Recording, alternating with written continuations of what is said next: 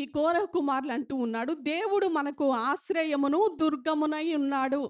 నా ఆశ్రయము దేవుడే, నా షెల్టర్ దేవుడే.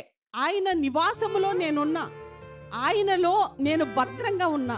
ఆయనే మనకు ఆశ్రయం అయితే, ఆయనే మనకు దుర్గమైతే ఇంక భయపడాల్సింది దేనికండి? ఎన్ని విషయాలు మనం మాట్లాడుతూ ఉంటాం. అంటున్నా నేను కూడా చాలా సార్లు భయపడిపోతా, పిరికిదాన్ని నేను కూడా. వింటున్న మీరు కూడా అవును కదా, దేవుడు మనకు ఆశ్రయంగా ఉన్నాడు, ఇంక దేనికి భయపడాలి అనుకుంటారు. ఒక చిన్నది రాగానే కదిలించి పడతాం. ఎంత భయమో మనకి.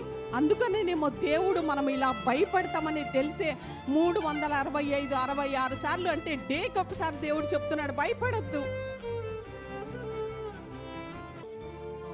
ఎంత దిగులో మనకి. ఏదన్నా అనారోగ్యం వస్తుంది, కరిష్మాకి మోషన్స్ అవుతున్నాయి, ఫుడ్ పాయిజన్ అయింది మొన్న. ఆ పిల్లే ఎంత ఇంట్లో ఎంత దిగులో, అయ్యో ఏమైందో ఏమైందో.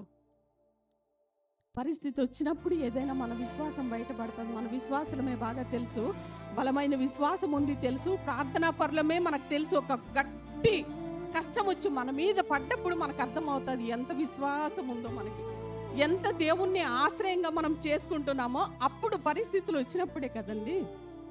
ఎగ్జామ్స్ రాసినప్పుడు పిల్లలు ఎలా, అమ్మ నేను బాగా చదువుతున్నానమ్మా, అన్నీ నాకు వచ్చమ్మా, మొత్తం వచ్చు అంటే మనల్ని నమ్మకూడదు, వాళ్ళు మనల్ని మోసం చేస్తున్నారు.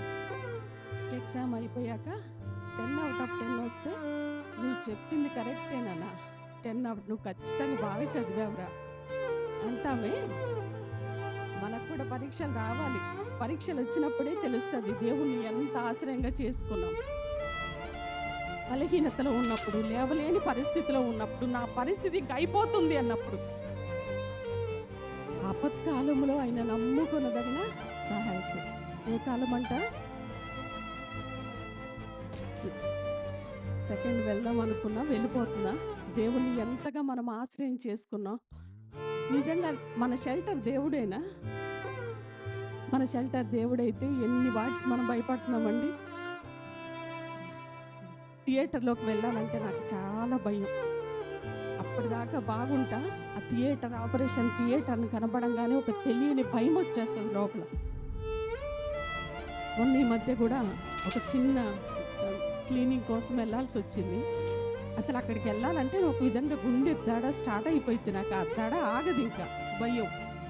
కానీ మొన్న దినాన మాత్రం ప్రభువా నీకు స్తోత్రం, అలా కూర్చొని ఉన్నా వచ్చేసారు వాళ్ళు. రండి టైం అయిపోయిందండి. అసలు వాళ్ళు వచ్చి టెన్షన్ పెట్టేస్తారు. మనలో ఉన్న టెన్షన్ కొంచెం అయితే ఆ నర్సెస్ ఇంకా టెన్షన్ పెడతారు మనల్ని. కానీ ప్రశాంతంగా వెళ్ళి కళ్ళు మూసుకున్నా, నీకు స్తోత్రమయ్యా. ఫుల్లు మత్తి ఇచ్చేసారు, ఎక్కడో వెళ్ళిపోయి అసలు ఉన్నాను లేను కూడా తెలియలా.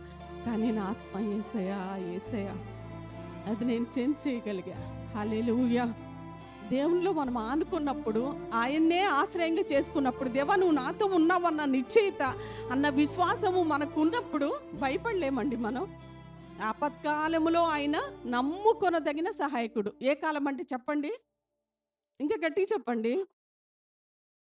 ఆపత్కాలములో. ఇదేంటి ఈ కాలం కూడా ఉంటుందా? ఇదేదో కొత్త కాలం లాగా ఉందని మీకేం చెప్పాల్సిన అవసరం లేదు, మీకు తెలుసు.